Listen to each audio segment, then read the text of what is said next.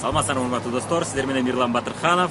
Бүгүн биз сиздер менен аябай кызыктуу жана көпчүлүк адам берип жүргөн суроолордун бирине жооп берип кетебиз. Бул мен шунча адамга айтып атам, канчалык адамдарга айттым, бирок эч кимиси катты албай атат. Кантип кызыктырат адамдарды? Мен кызыктыра албай атам, мен колуман келбейт окшойт. Кимге эле айтсам эч ким кызыкпайт го деге. Элдин баары фабрика жазып алган окшойт, элдин баары бул компания жазып алган окшойт деген суроолорду беришет. Ошол суроого жооп берип кетейин. Чынын айтсак, бул проблема сизде гана эмес. Бул проблема көпчүлүк чоң ийгиликтерге жеткен адамдардын окуясында да сөзсүз бар. Ошолордун бири мына мен, сиздердин астыңыздарда Мирлан Батырханов.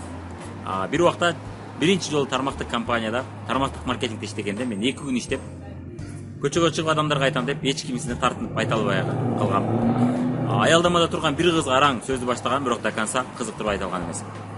Экинчи жолу тармактык маркетинг компаниясына киргенде ден соолук жана кымбат косметикалар темасында иштейт элек. Ошол мезгилде жарым жыл бою жүгүрүп иштеп, тааныштарымды чакырып, тааныштардын баарын чакырып бүтүп, анан көчөгө чыгып бейтааныш адамдарды чакырып иштегем. Ошентип жарым жыл бою иштеп отуруп, араң 2 адам каттагам. Ошо 2 адамдын бирөөсү апам болгон. Ал эми экинчиси болсо анын досу, үйдө үй кружогун уюштуруп анын досу катталган. Мына ошентип 2 адам араң каттаганбыз. Мына бул менин тажрыйбам. Азыркы учурда өзүбүздүн биз иштеген компанияда чоң ийгиликтерге жеткен чоң бизнесмендердин катарына кошулуп калдым. Мындай окуялар толтура, бир эле мен эмес. Менин командамда Самара Кеңешова деген өтө ийгиликтүү, чоң дүркүрөп тез өсүп аткан, үйдөн баласы менен кожоке болуп, интернет аркылуу ишти баштап азыр чоң ийгиликтерге чыгып, жакшы акчаларга чыгып калган лидерим бар. Ал болсо бир убакта ошол мен иштеген компанияда, ошол жактан тааныш элек, 1,5 жыл иштеп, араң 3-4 киши каттаган. Мына көрдүңүз, Ошол себептен мен эч кимди каттай албай атам, шунча аракет кылсам бир ийгиликке жете албай атам десеңиз, эч убакта муну сиз дайым ушундай болот экен деп эсептебеңиз. Бул убактылуу көрүнөш. Ар кимдин өзүнүн окуясы бар, ар кимдин өзүнүн ийгилик окуясы бар. Мындай ийгилик окуялар толтура. Ошолордун бири Умарова Мариям. Азыркы учурда жылына 9 миллион акча табат. Интернет аркылуу өтө чоң группа түзгөн. Бирок ошол адам интернеттен өзүнүн биринчи карьерасын баштаганда, интернеттен адамдар чакыра баштаганда, бир ай иштеп, бир айда араң бир кыз табат, каттайт. Ал адамы да иштебей коет. Экинчи айда дагы иштеп, араң да бир адам каттайт, ал аял болсо алкаш аял болуп чыгат.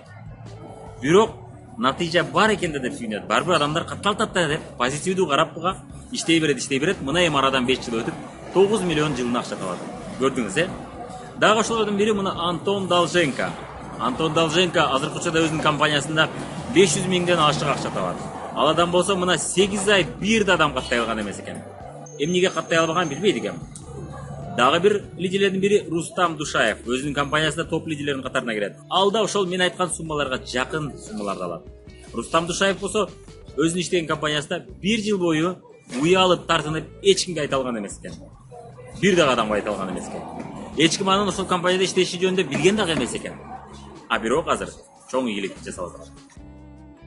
Ошол себептен мен эч кимди каттай албай атам. Колуман келбейт окшойт деген алсыз адамдын ой пикирлери келгенде эч убакта ага багынбаңыз. Бул сиздин демек ийгилик окуяңыз. Менин ийгилик окуяма окшоп, сиздин да ийгилик окуяңыз балким окшоштур. Балким сиз да арадан убакыт жылдар өткөндө бул абалга, бул ситуацияга жылмаюу менен карайсыз. Ошондо мен азамат экем, аягына чыгып койгон экен деп. Балким сиз багынуу жолун тандайсыз да, эртең тармактык маркетинг болбогур бизнес экен дейсиз. Башка бизнес ачасыз, анын да аягына чыкпайсыз. Анткени кандай гана бизнес болбосун, башында жакшы натыйжа боло бербейт жана көпкө чейин натыйжа боло бербейт.